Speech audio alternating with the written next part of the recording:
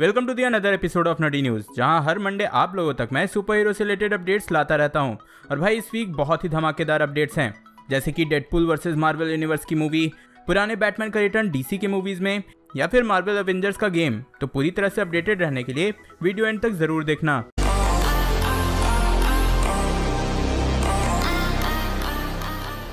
Start करते हैं new mutant से। तो लगातार 2-3 साल से डिले होने के बाद फाइनली फिर से ऐसा लग रहा है कि न्यू म्यूटेंट्स अब और डिले होने वाली है। ऐसा इसलिए क्योंकि क्रिस्टोफर नोलन के टेनेट को भी 2 वीक के लिए पोस्टपोन कर दिया गया है, जिससे कि इस मूवी का डेट बिल्कुल न्यू म्यूटेंट्स के पास आ गया है।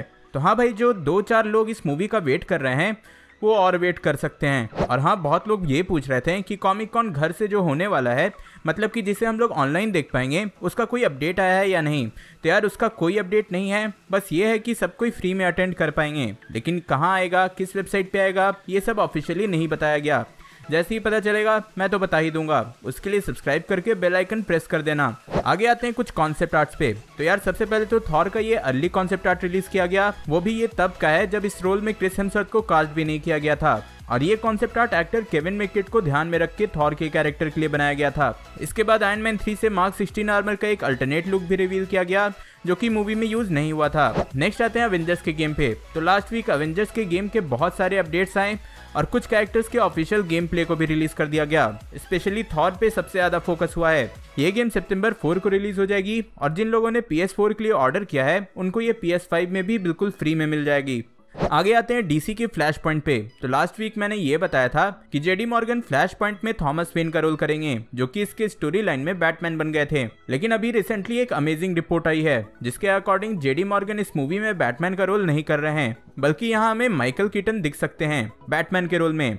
अब ये इतना इंटरेस्टिंग इसलिए है क्योंकि इन्होंने ही 1990 में बैटमैन की मूवी में बैटमैन का रोल किया था। तो हो सकता है कि किसी तरह से डीसी अपने पुराने मूवीज को यहाँ पे कनेक्ट कर रहा हो, टाइमलाइन या मल्टीवर्स के थ्रू।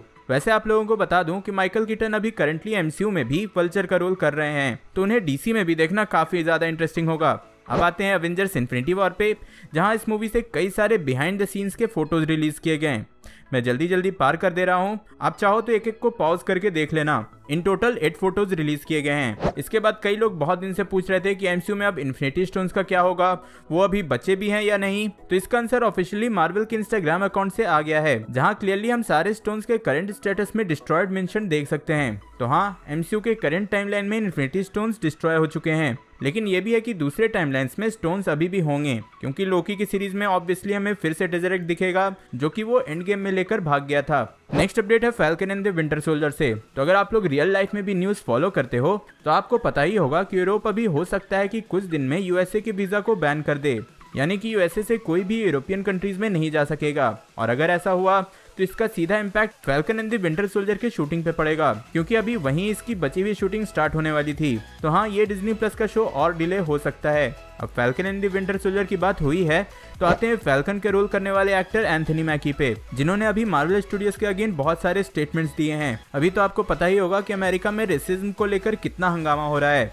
और इसी पे बात करते हुए उन्होंने बोला कि भले ही स्क्रीन पे आगे आपको दिखता होगा कि मार्वल के मूवीज में हर रेस और हर कंट्रीज के एक्टर होते हैं, यहाँ बहुत ज्यादा डाइवर्सिटी है, लेकिन अगर आप बिहाइंड द सीन्स पे जाएंगे तो आपको देखने को मिलेगा कि सारे प्रोड्यूसर्स, डायरेक्टर, स्टंट पर्सन से लेकर कॉस्ट्यूम डिजाइनर मैक्सिमम लोग व्हाइट ही होते हैं। इसी पे जब उनसे फिर ब्लैक पैंथर को लेकर पूछा गया तो उन्होंने बोला कि ये बहुत ही फनी है, क्योंकि जब ब्लैक पैंथर बनी तो उसमें सबके सब ब्लैक थे, cast, crew, director, singer, musician, सब कोई। इसे आप डाइवर्सिटी नहीं कह सकते। क्या मार्वल स्टूडियोज को ऐसा लगता है कि ब्लैक पीपल सिर्फ ब्लैक लोगों के लिए मूवीज के लिए अच्छे हैं और मोस्टली व्हाइट मूवीज के लिए कोई भी ब्लैक क्रू अच्छा नहीं है? इसे आप डाइवर्सिटी नहीं कह सकते। तो हाँ, एंथनी मैकी ने मार्वल स्टूडियोज पे कुछ सवाल उठाए हैं, लेट्स सी इसका क्या रिजल्ट होता है। लेकिन आपकी क्या राय है, आप तो कमेंट में ही बता सकते हो। अब आते हैं स्नाइडर कट पे। तो बहुत सारे फैंस बोल रहे थे कि जैक स्नाइडर ने लास्ट 3 साल में स्नाइडर कट को लेकर बहुत सारे डिटेल्स और स्पॉयलर्स दे दिए हैं।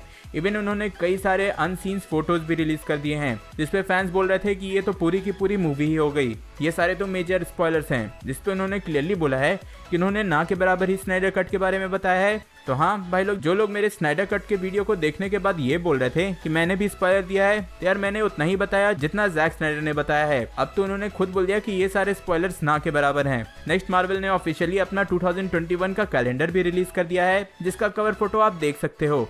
साथ ही हैस्ब्रो ने भी मार्वल के एक यूनिक प्रोडक्ट को लॉन्च किया है, जहां आप एक डेडपुल के हेड को परचेज कर सकते हो। और कमाल की बात यह है कि आप इससे इंटरेक्ट कर सकते हो, बात कर सकते हो, और ये रिस्पॉन्ड भी वैसे ही करेगा जैसे रियल लाइफ में डेडपुल करता है। There's a lot of physical activation, so if you pick him up, he responds. Well, this is quite uplifting. वैसे अभी इंडिया में ये अवेलेबल नहीं है, लेकिन जैसे ही होगा मैं बता दूंगा।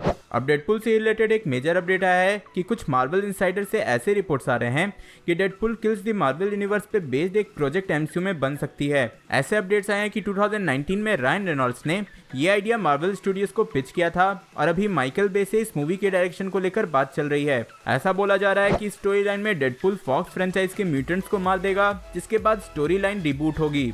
लेकिन इस पे कोई ऑफिशियल कंफर्मेशन नहीं है, तो यार अभी से कुछ पक्का कहना पॉसिबल नहीं। नेक्स्ट जेके सिमोन्स ने कंफर्म कर दिया है कि उन्होंने ऑलरेडी जे जॉनो जेमसन के सीन्स की शूटिंग कर ली है स्पाइडरमैन के मूवी के लिए। और जाते जाते मेजर अपडेट है doctor strange into the multiverse of madness से, जहां एक्टर च्यूएटल जो कि बैरन मॉर्डो का कैरेक्टर प्ले करते हैं, उन्होंने कंफर्म कर दिया कि वो भी नेक्स्ट सीक्वल में दिखने वाले हैं। इन्हें हमने लास्ट डॉक्टर स्ट्रेंज के पोस्ट क्रेडिट सीन्स में देखा था। तो यार ये थे इस वीक के अपडेट्स। होप सो कि आप पूरी तरह से अपडेटेड हो गए होंगे। अगर हाँ तो वीडियो लाइक करें एंड फ्रेंड्स के साथ शेयर करें एंड ऑब्वियसली सब्सक्राइब करें। स्नाइडर कट का फुल डिटेल जानने के लिए ऊपर वाली वीडियो देखो, और मैट्रिक्स 4 का फुल डिटेल जानने के लिए नीचे वाली। मैं जल्दी और नई वीडियो लेकर आऊंगा। टिल देन बी देसी बी नर्ड।